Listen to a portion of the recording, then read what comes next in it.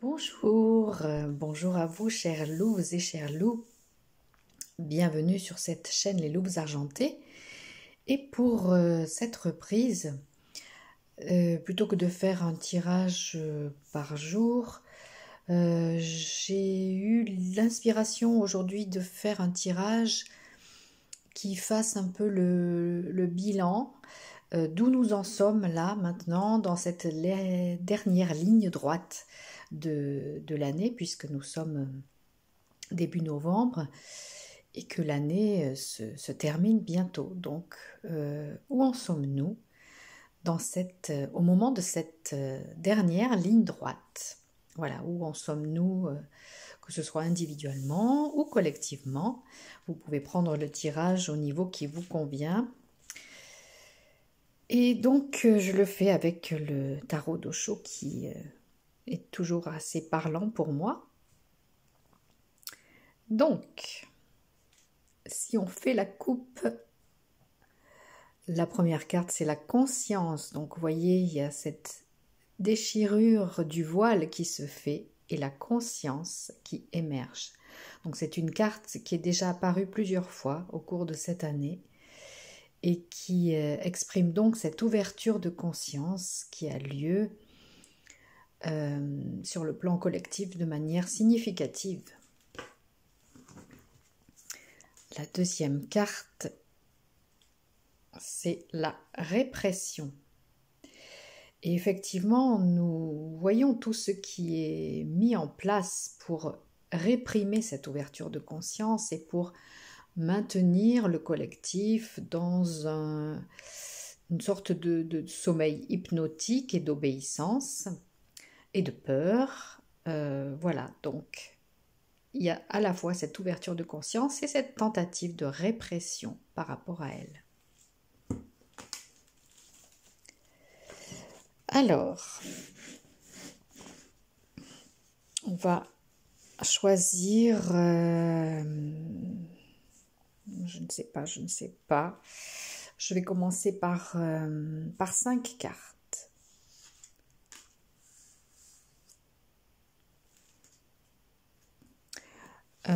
Vous savez peut-être que je n'ai pas une façon de tirer les cartes très académique, donc je ne respecte pas forcément les pratiques habituelles. Mais je suis mon intuition, donc ça a plutôt bien fonctionné pour moi jusqu'à présent, donc je vais continuer dans cette approche. Alors, donc la question, le thème du jour, c'était faire le bilan. Où en sommes-nous dans cette dernière ligne droite de l'année? Première carte, l'achèvement. Donc ça aussi, c'est une carte qui est sortie plusieurs fois au cours de cette année donc, et qui indique que nous sommes vraiment dans l'achèvement d'un cycle, que nous arrivons à la fin d'un cycle pour l'humanité, d'un cycle pour le collectif, que nous passons à autre chose. Nous sommes dans une période de transition. Et en cette fin d'année, ça se précise que nous sommes dans cette étape d'achèvement d'un cycle. Pour le renouveau, bien sûr, pour quelque chose de nouveau. Le changement. Voilà, ça c'est aussi une thématique qui est apparue très souvent au cours de l'année avec différents tirages, différents jeux de cartes. Donc dans celui-ci, vous voyez le symbole, une sorte de mandala et aussi le symbole du yin et du yang au milieu. Vous voyez qu'il y a également ce mouvement de spirale, ce mouvement d'énergie qui apparaît dans la carte. Donc ça peut faire penser aussi à la roue de fortune. et au fait que voilà, nous sommes dans ce processus de changement. Voilà, l'achèvement de quelque chose et l'émergence de quelque chose de nouveau par ce mouvement d'énergie et par ce mouvement des consciences aussi, on peut dire.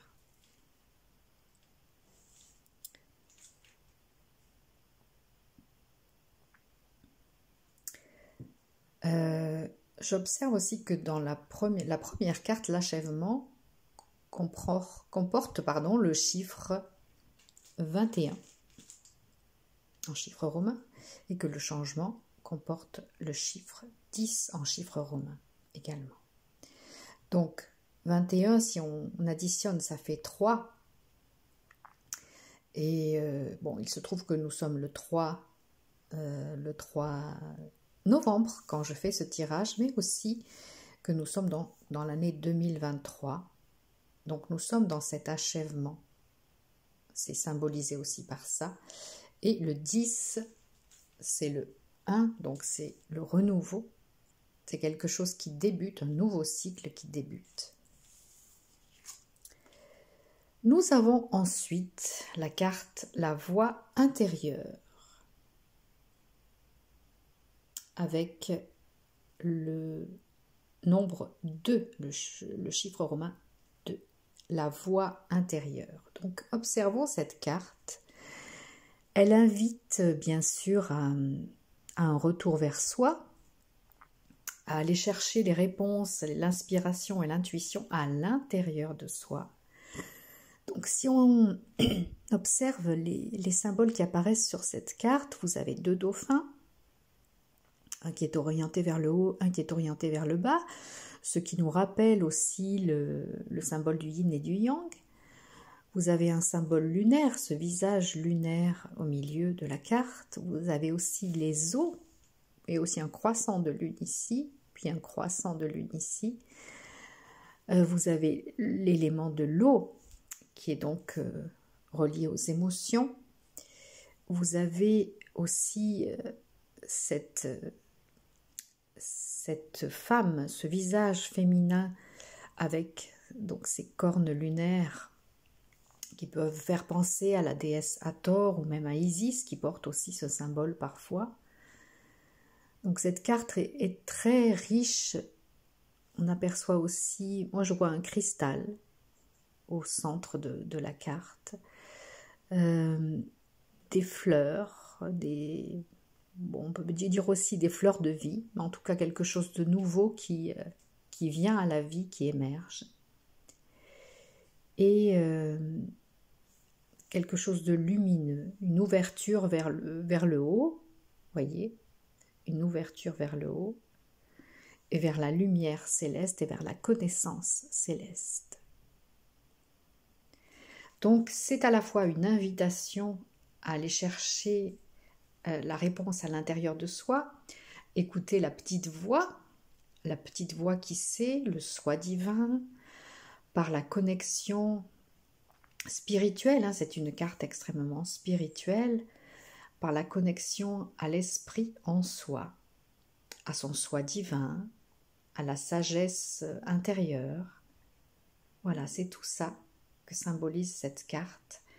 Et c'est à la fois ce vers quoi nous allons et c'est aussi ce que nous sommes invités à accentuer pour favoriser l'achèvement de ce cycle qui ne correspond plus à notre humanité actuelle et favoriser ce changement énergétique qui est en cours.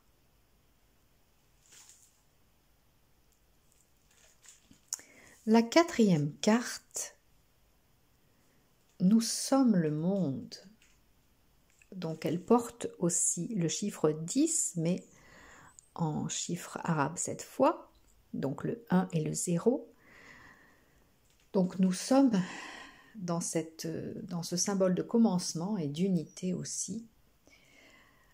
C'est également le message de la carte, nous sommes le monde, donc nous sommes dans cette unification du monde, dans cette unification des consciences et dans la prise de conscience que nous sommes un, que l'humanité est une. et que ce que nous faisons pour nous, nous le faisons pour tous aussi. Quand nous avançons dans notre propre conscience, dans notre propre éveil, nous avançons aussi pour le monde, pour le collectif, parce que nous sommes le monde.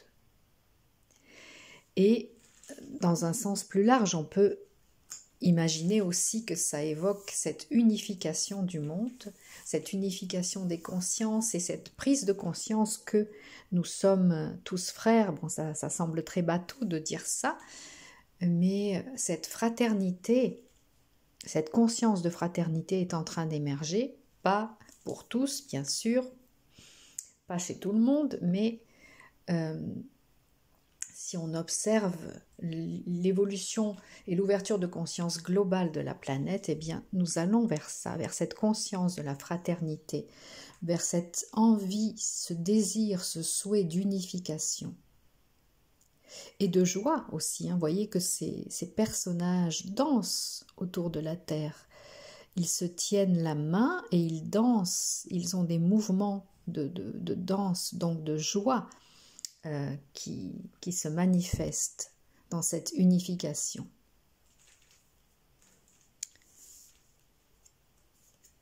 Et la dernière carte, oh, elle est un peu sombre là, c'est le mental. Donc, le mental, nous voyons que c'est la carte qui termine cette première partie du tirage, c'est ce qui peut nous empêcher d'accéder à tout ça. C'est ce qui peut nous empêcher d'achever ce cycle qui ne nous correspond plus, d'achever ce cycle de l'histoire de l'humanité, ce cycle de conscience, et d'être dans le changement, dans la connexion spirituelle, dans la connexion à soi, à la sagesse divine, au soi divin, et dans cette unification. Si nous nous laissons manipuler mentalement, et c'est ce qui ressortait donc dans la coupe avec cette carte qui symbolisait, qui exprimait la répression. Eh bien, si nous nous laissons happer par cette tentative de répression et de mainmise sur notre mental, c'est l'obstacle qui peut nous empêcher d'évoluer dans ce courant magnifique d'ouverture, de spiritualité, de connexion au divin et de reconnexion entre tous. Donc, comme ça se termine par cette carte qui est un peu négative, hein, je vous la remontre, mais elle montre bien l'enfermement et la peur dans laquelle on tente de maintenir l'humanité. Donc, qu'est-ce qu'on peut faire pour éviter ça, pour échapper à ça? Donc, si ce tirage représente le moment où nous en sommes là, où nous en sommes actuellement, donc dans cette dernière ligne droite de 2023, comme je le disais, eh bien, nous voyons que le plus grand danger, c'est vraiment cette emprise sur le mental. Donc, c'est vraiment la chose à éviter. Ce pourquoi nous devons, non pas nous battre, mais ce pourquoi nous devons rayonner, ce pourquoi nous devons vraiment rester connectés à l'esprit, à la sagesse intérieure, à notre soi divin, et nous focaliser notre attention sur cette unification joyeuse de l'humanité pour échapper à ça, pour échapper à cette emprise, à cette répression au niveau du mental, qui est ce qui caractérise le cycle que nous venons de terminer, hein, qui était un cycle d'emprise sur le mental, un cycle de contrôle du mental. Eh bien, ça s'achève. Et le changement est là pour mettre en place ceci et ceci, pour favoriser la mise en place de ceci et ceci. Donc, soyons particulièrement vigilants et particulièrement centrés pour éviter de tomber dans cette répression mentale et dans cette emprise du mental. je vous propose de tirer 3 autres cartes. Donc nous avons le rebelle,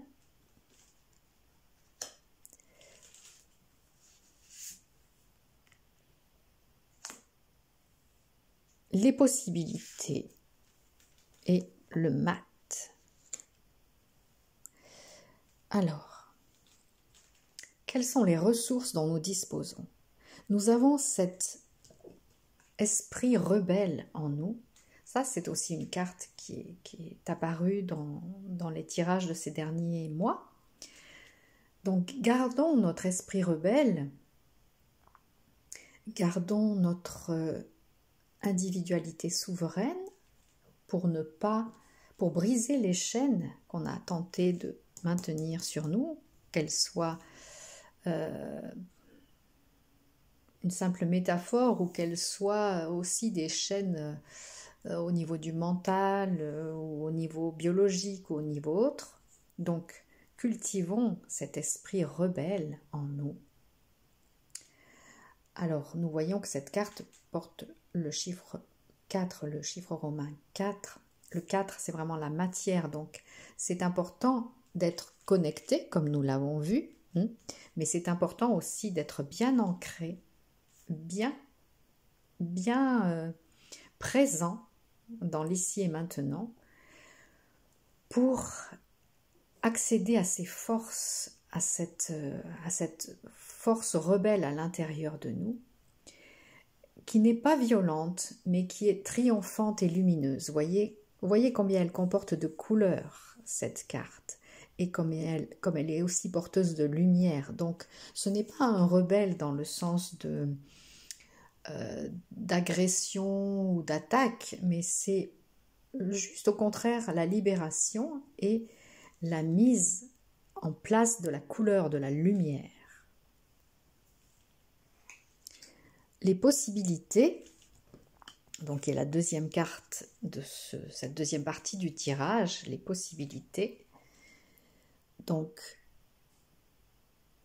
cette carte porte le chiffre 2 en chiffre arabe, et donc nous voyons, le 2 c'est aussi l'unité. Donc si nous dépassons les polarités intérieures et que nous allons à nouveau donc vers l'unité comme nous l'avons vu dans cette carte « Nous sommes le monde », nous recevons des aides célestes. Voyez, nous pouvons avoir une vision plus globale, avec un peu plus de recul et de hauteur, et nous pouvons aussi recevoir de l'aide céleste. Et les possibilités sont infinies. Vous voyez, c'est aussi...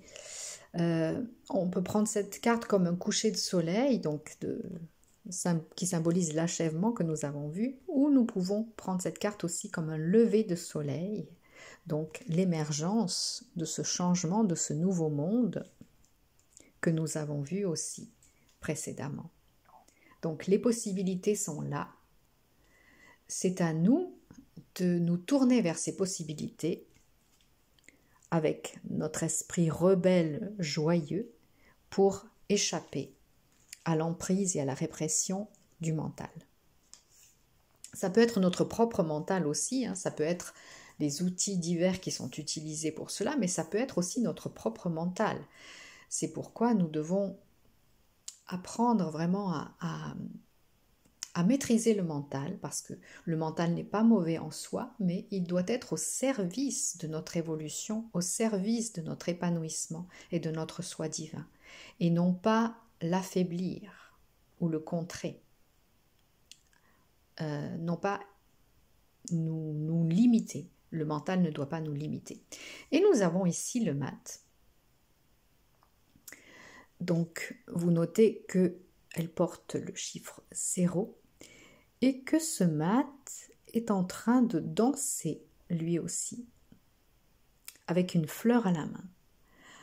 Alors, si on est pessimiste, on peut dire que ce mat est en train de tomber dans le vide, mais ça n'est pas de cette façon-là que je perçois la carte. Moi, je la perçois vraiment comme quelque chose de positif et comme plutôt un envol, voyez. Déjà, les couleurs sont lumineuses aussi, c'est assez coloré dans tout ce paysage et cette carte.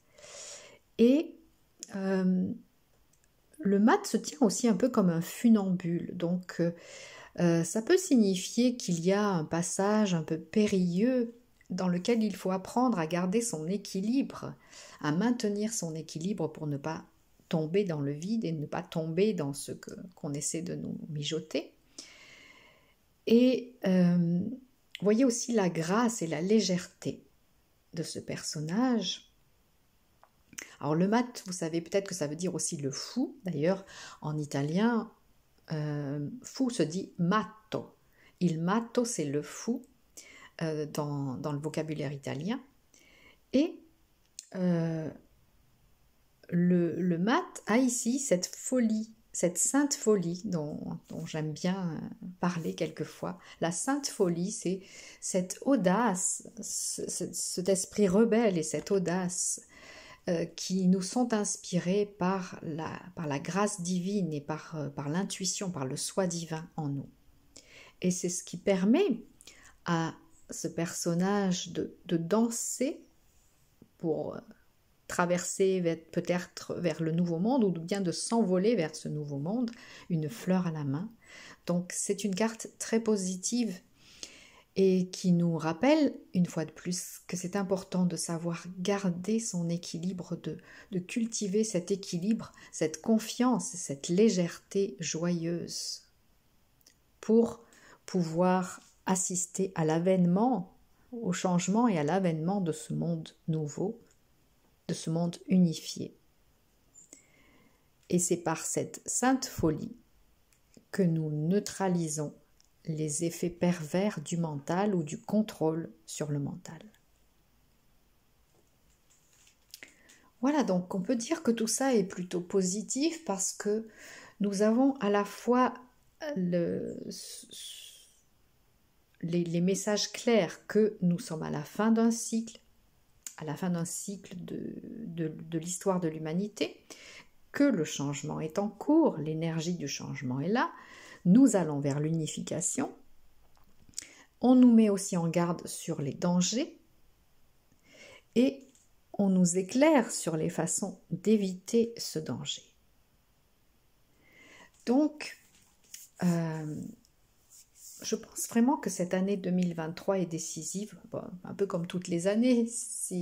Dans un certain sens, on peut dire que chaque moment est important.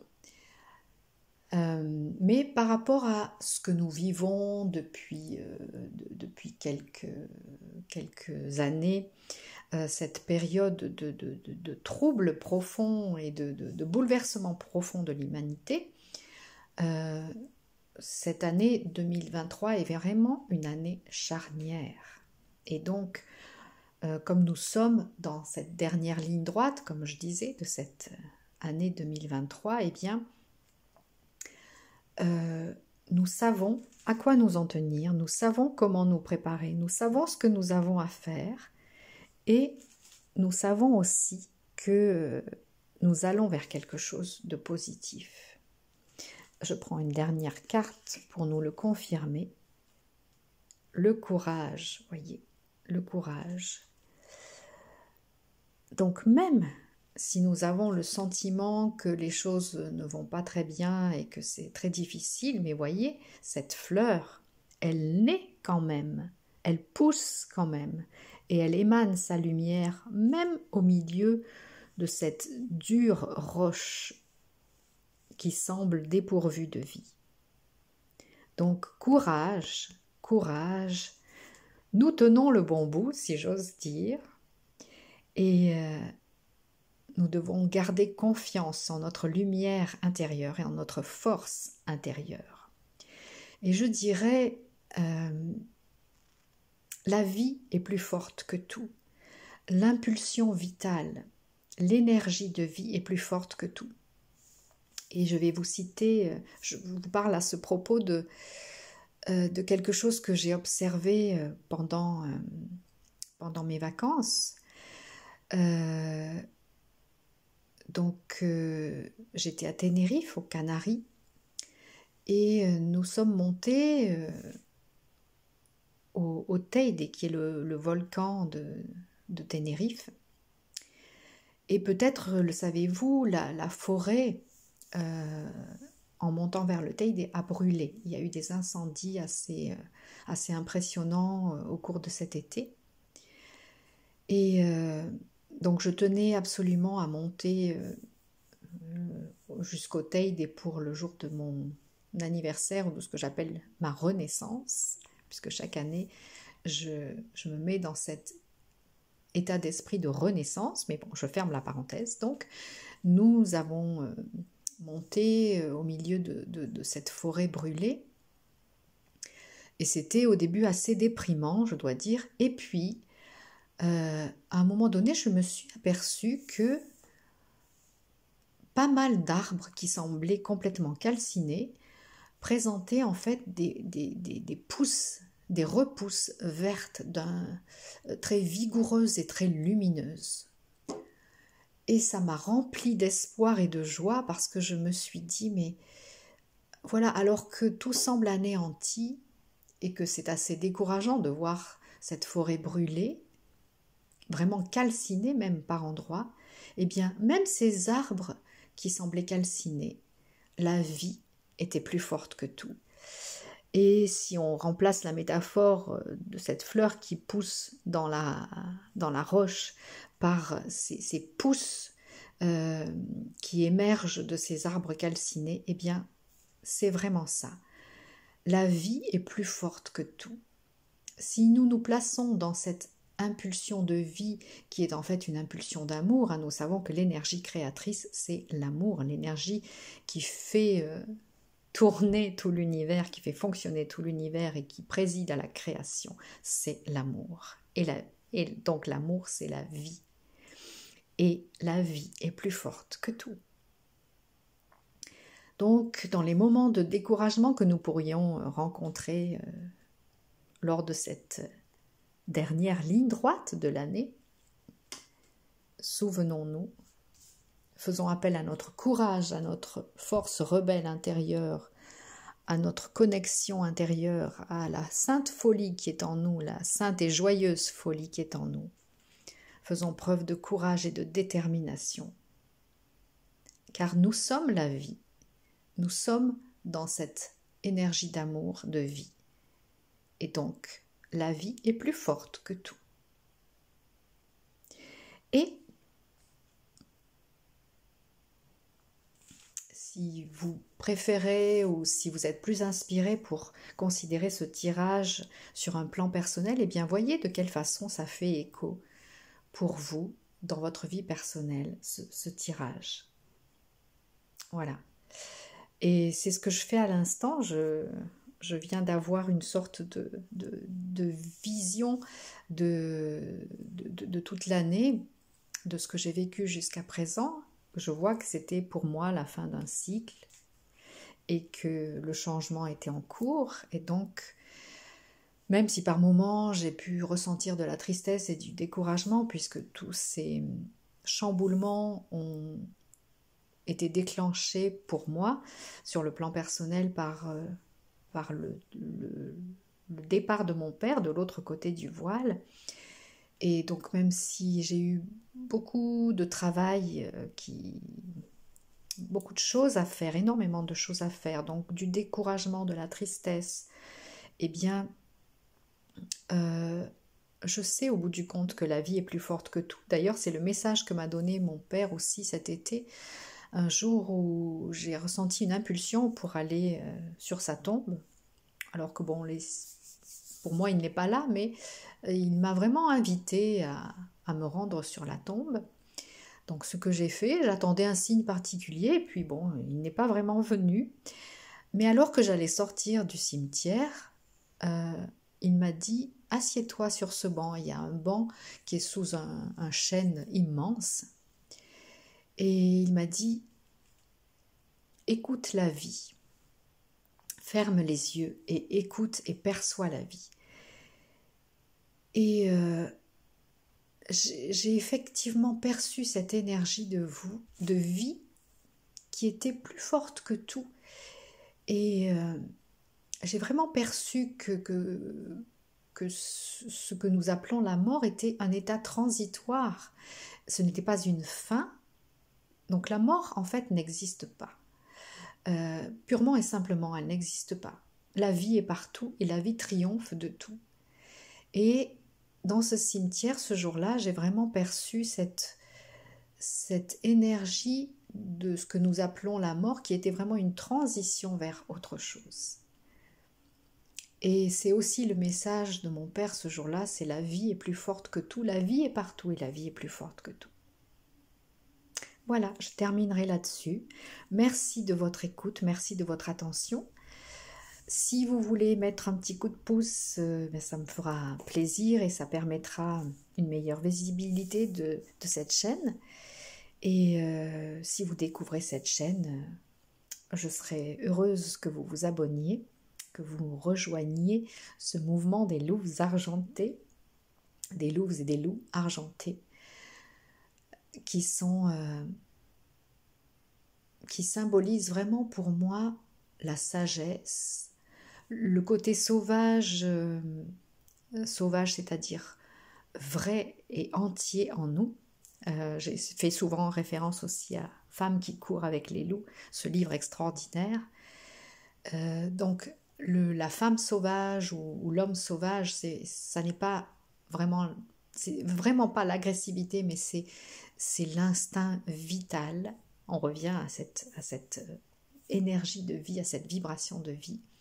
C'est ce qu'il y a de plus vrai en nous. Voilà, donc les loups argentés, c'est cette sagesse, cette force que représentent les loups, cette connaissance que représentent les loups, la solidarité aussi, le côté solitaire, mais aussi le côté solidaire, et cette force, cette détermination. Voilà, cette fois-ci, je me tais et je vous dis à tout bientôt.